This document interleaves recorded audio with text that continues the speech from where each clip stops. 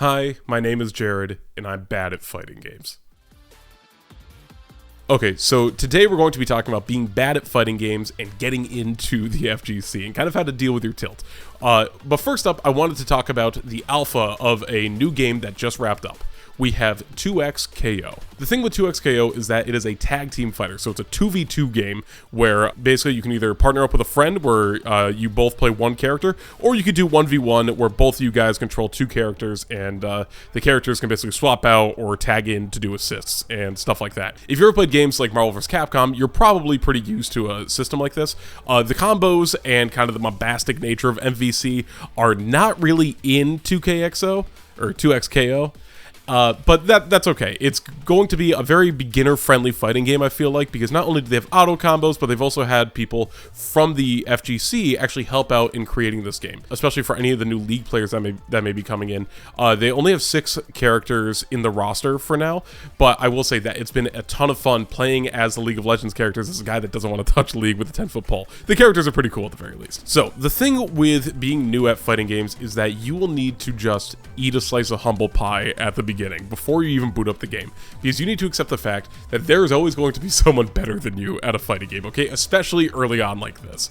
So the issue with fighting games, and I think why people tilt so much more easily, is that it's not like your usual FPS games where it's like a team sport, right? You look at Valorant, you look at CS, or, you know, even if you look at games like Rocket League that have a big competitive scene, they're all team sports, right? So even if you're falling behind and you're just having an off day, someone can usually at least pick you back up. But in 99% of fighting games, it is you against another person, and whoever is better at the game wins, okay? In a balanced game. You know, some of these games aren't balanced. Most of them are pretty good nowadays, though. The important thing about fighting games is being able to love losing. Maybe not love losing, but at least love learning from losing. Because one of the best feelings that I've had over the past couple weeks of playing the alpha for 2XKO is that whenever someone is kicking my ass, or it's like a new move that I haven't seen yet, because again, this is a brand new fighting game. No one knows what these do. There's no legacy characters that have come back or anything.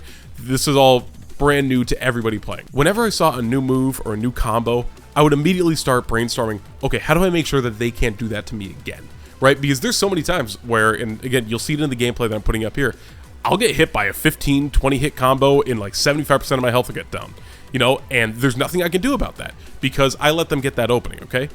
But the thing that really makes fighting games worthwhile is the risk and reward of that. If you put the training in, if you're in the lab, you're memorizing your combos, and you're just kind of learning how to play the game, you're learning how to play your characters, and you're understanding where the openings are, you can do that to somebody, right? So it's this constant back and forth of kind of knowledge, to be honest with you, where, you know, it's practicing the hand movements for all the combos and just trying to get used to playing the game, right? And I feel like it's so much harder than just, you know, picking up a shooter where, you know, you need to do WASD and like left click to shoot, right? That's pretty much in every shooter, but in every fighting game, they all have different systems, right? So for example, Guilty Gear has the slash and heavy slash buttons. Something iconic like Street Fighter has small, medium, and heavy punches and kicks, right? So there's 6 buttons there as opposed to Guilty Gear having 4. And so it's every fighting game has a fairly different layout, you know, and there's usually a lot of similarities. But the one thing about 2XKO that I really appreciate is that they also have auto combos for a lot of people.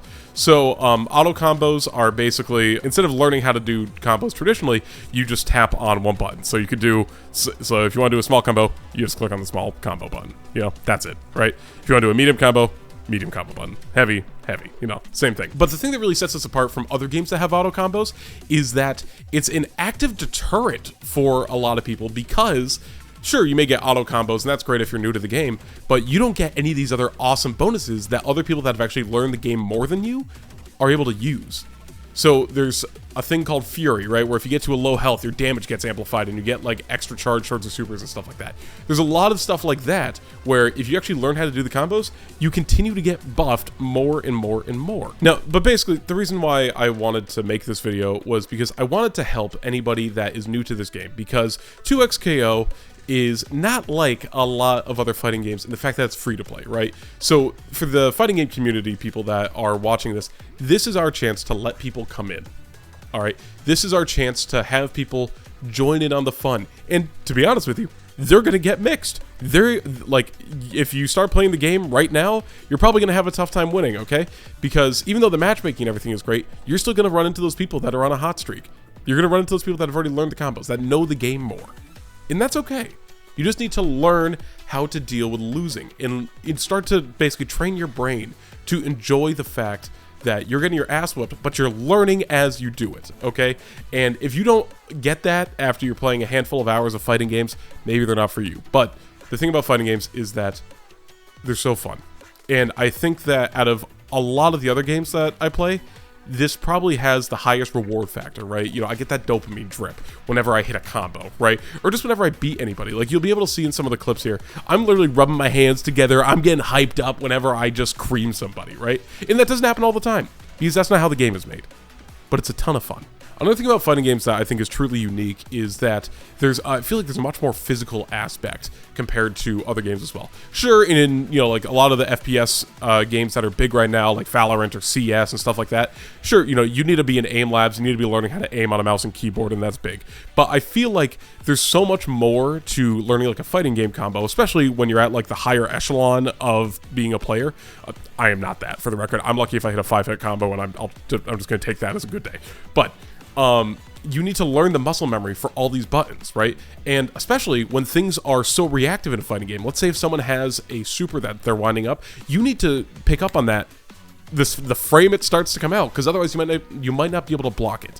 And your brain is already trying to process of new ways to get around that. And I think it's incredible. I think that is kind of the fundamental appeal of fighting games. I've been a fan of fighting games for a long, long time.